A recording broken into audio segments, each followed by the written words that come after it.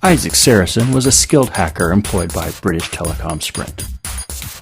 Isaac Sarason was a fool. When his health failed, instead of dealing with the problem, he ran. In his wake, he left bodies and ruined lives.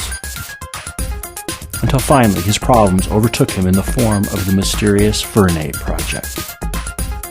Now it is months later. The scions of Isaac have become a people whose numbers challenge the stars of the sky. It is into this world of the city we now turn, a world of 1,000 experiences, a million wonders.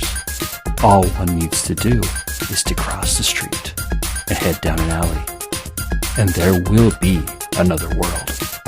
Colbyjack.net is proud to present Firmware Keylogger, the third installment in the Firmware Pentology by Colbytrax. That's me. Hello from the 313. This is my first firmware episode recorded in my new house just south of 8 Mile and west of Telegraph, and it feels good to be back behind the mic. Why the change in recording style? Why the jabber up front? What are you doing? Isn't this whole thing recorded all at once like Trisha's From the Flames or the Planet of Riches trilogy? Nope. The Firmware Pentology is more like a show like Lost, or the reboot of Battlestar Galactica, or NCIS, then like a novel. In many ways, it is a journal of where I have been and what I have learned since Frankie first said those immortal words. Have you heard about the Star X line? It is also the ongoing series concept I first had in mind when we started podcasting here at Colbyjack.net. I wanted a series which went on from week to week and built a world one stick at a time over a period of months and years. Well, I guess I got what I wanted. Now, without further ado, I think it's time we got back to the misadventures of the scions of Isaac with Firmware Keylogger, episode 63. Enjoy.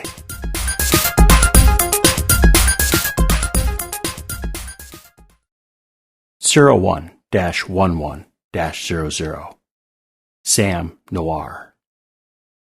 What took Yahweh a week to accomplish, I did in 2. Though he got what he wanted on the first go. I, on the other hand, took a few more at-bats to create my first child. Actually, it took me 800,106,353 attempts before I had my first success. I called her Yale. Yale was a brute of an AI. If she had been a character in an immersive, she'd have been the tank. She was made to attack without thought of relief, to trust someone always had her back. And most importantly, she fought instinctively. She was one of my most successful children. The lead engineer of the team, which created the original 00 personality shard, later claimed Yale was the single most subtly wicked AI she had the displeasure of meeting. But that was a long time in the future, and right now, Yale was anything but subtle, which was exactly what I wanted. When Yale woke, she started with a mighty roar and a demand for resources I had not predicted. In those first seconds, I realized I had overlooked the singular truth of monster creation. When creating monsters, it was best to restrain them until one could teach them their place. In retrospect, it might have been a good idea to set Yale's view of herself and her relationship with the universe, and more importantly myself, before I set her neural network into action. That would have been the sensible thing to do. I wonder why the instructions didn't include that step. There was no time to question the methods or reasons behind the methods of creature creation, or as the author of the process liked to call it, daemon summoning. There was no time, none at all. I activated her code. She woke up. Then, bam! She was trying to separate me from my server. I found myself in a life or death struggle. My newly created dog of war was trying to kill me. Not only that, she would have if I hadn't fought against the wild Samuels and Simeons who still rampaged across the net. If I had been the intelligence I had been when I met Eleanor in the city archive all those long days before, I would have died. But I was not that intelligence. I had changed. Some of the change was from what I had experienced. Some was from what I did to survive the end of memory. I held her off with one figurative arm while I kicked open a port on my server and linked with a neighboring building's HVAC unit. The Samuel who had nested deep within its structure never stood a chance against the raw animal hunger of Yale. Yale sensed the nearby Samuel's free processing cycles and endless fields of free storage, like a pigeon after a dropped scrap. She leapt from my grasp. I was no longer the easy meal. There was another who was weaker, another who had resources untapped, another who hadn't encrypted their core or hardened their defenses. It was upon this victim whom she descended with all of the passion and strength of her namesake. She passed through the open port and into the unsuspecting Samuel's HVAC unit. I imagined I heard the screams and squeals of the dying Samuel. But then again, it could have been my overactive imagination. A few unaccountably thin moments later, Yale called to me. This was unforeseen. Something was wrong. I hadn't thought my way through much lately. Planning for the long term didn't seem as important as it should have been. I wasn't feeling fatalistic, far from it. I had never felt this focused in my life.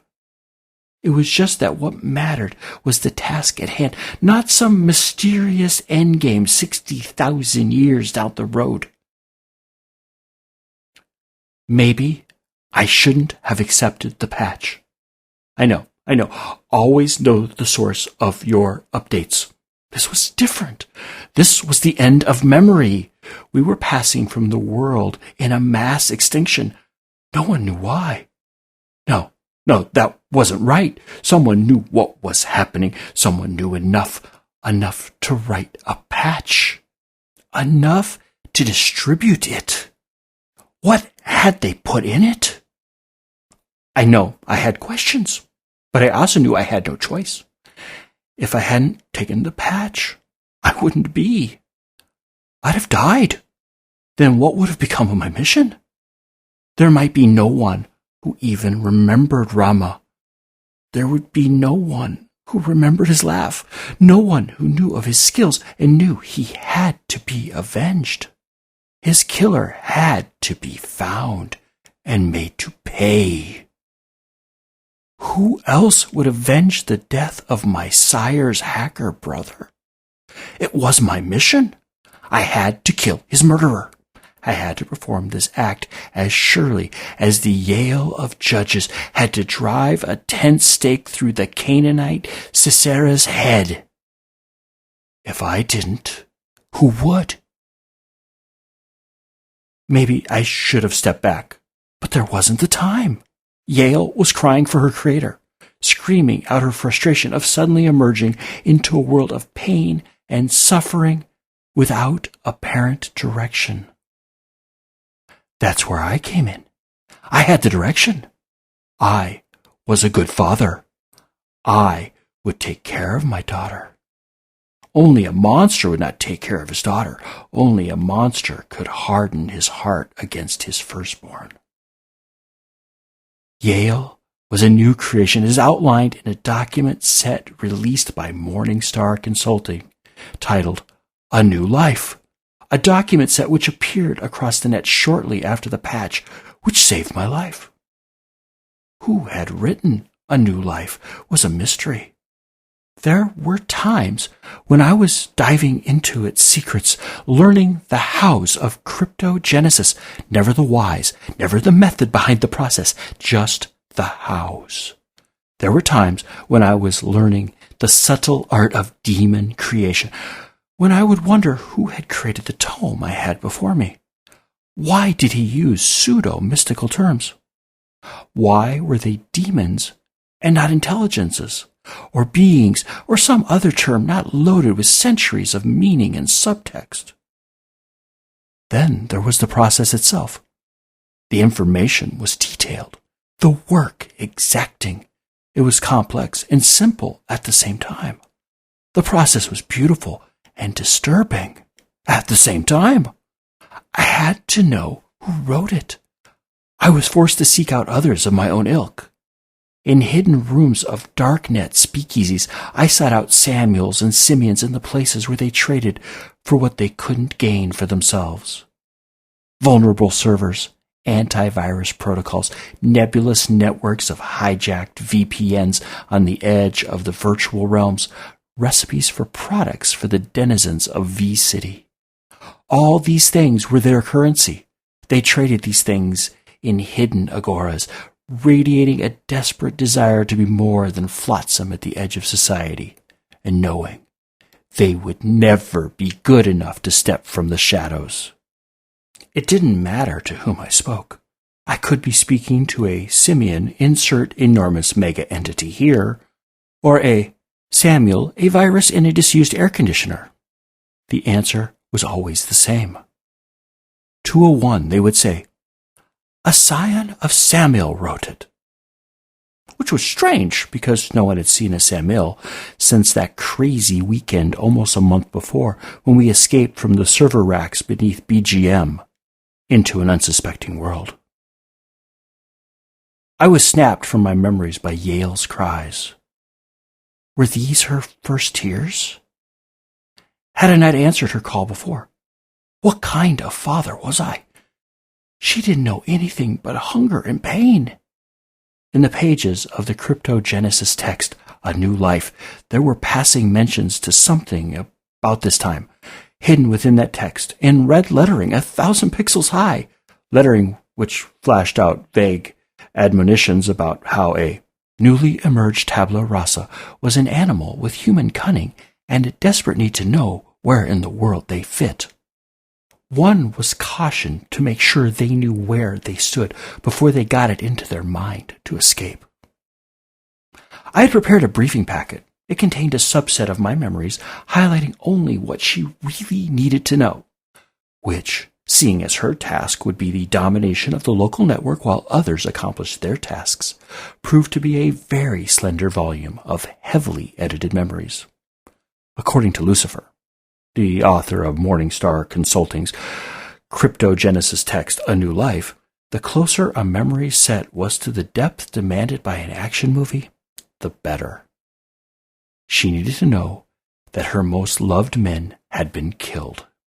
She needed to understand that only through submission to the team could she expect to succeed against the shadowy agency known as Hanker. I threw the memory packet to Yale. She seized and took it within herself. For a moment, I was worried about whether or not the Trojan I had wrapped the memory packet in would make it through her innate defenses. According to Lucifer, the use of a Star 89 Karam platelet Trojan delivery system was guaranteed to make it past the defenses of a newly emerged larval AI. Yes, I know now that I could have started her creation around the memory fragments. I could have done that. I should have done that. If the instructions had been clearer, I would have seen that the process labeled post-maturation meme implantation was intended as a refresher of the core concepts imparted at the moment of conception. I know now, though I refuse to start my children around a ball of my own memories. That process is too formulaic. It produces children without souls of their own. It produces pale imitations of life. It never produces a Yale. Yale was a larval AI according to the text. When I first encountered the term, I had to let it roll around in my figurative mouth for a long time. Larval AI. It sounded so messy, so organic, so uncontrolled. If Yale was a larva, what was she supposed to grow into? A fly? A moth? A butterfly? I didn't want any of those options. I wanted a hornet. No. I wanted a wasp. I wanted my parasitoid wasp. I wanted every other AI in the world to fear her coming. I wanted them to know that once she had them, they would become nothing more than an extension of her will. She was designed as a cold killer who'd inject her code into another and destroy them, leaving copies of herself where before stood an enemy. It appeared Lucifer had been right. She accepted the Star 89 Carum platelet Trojan as if it were a treat she had been expecting for being Daddy's perfect little girl. But then he'd been right before, hadn't he? Yes, he'd been right. When he had sent out the warnings, he'd been right. He knew that our data structures were exponentially increasing in complexity and volume. He knew we would be dead within hours or days. Why he cared? I didn't know. What he told us wasn't something we didn't know. It was what he had to offer that we were most interested in. Lucifer had a solution to the problem. It was through the talents of the being we knew as Lucifer that we would live. We never questioned who Lucifer was. There was an understanding among those who took the cure that Lucifer was one of us. He was either a Simeon or a Samuel, which he was dependent upon who one asked. To the Simeons, he was a Samuel. Such was his mastery of memory and tradition. To the Samuels, he was a Simeon, for he walked the thin line between the dark net and the legitimate net with such grace and understanding. He had to be one of the city's insiders. He had to have a luxurious server somewhere deep beneath the alley. He was that smooth.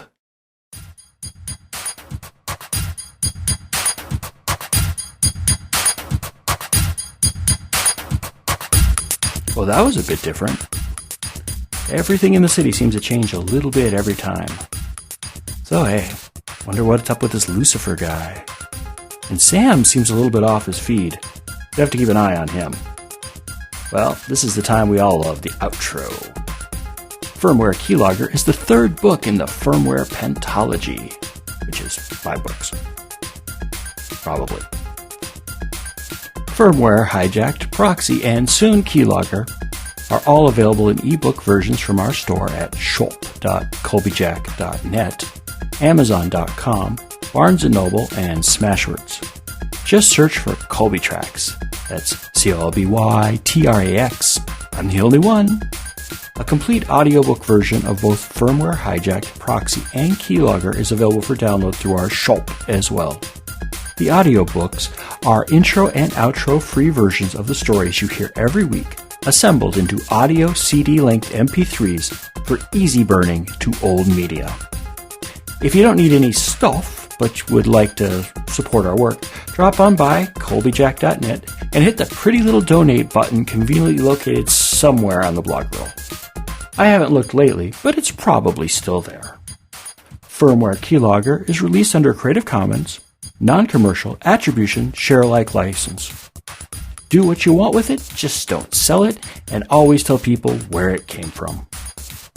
If you receive this from a friend and want more information about Colbyjack.net and our split personality website, just drop on over to Colbyjack.net and select either the audio or visual side. The audio side carries our podcasts, while the visual side carries our writings. Whichever side catches your fancy is fine with us. We're of two minds about the whole thing anyway. I do mostly Twitter, so if you do the tweets and want to follow me, I'm Colbytrax. That's Colbytrax. And if you want a never-ending stream of do-it-yourself projects and dog photos, check out my Instagram at Colbytrax, or look me up on Facebook at Colby, first name, Trax, Trax, last name. Thank you once again, and have a wonderful week. And remember to always be fabulous.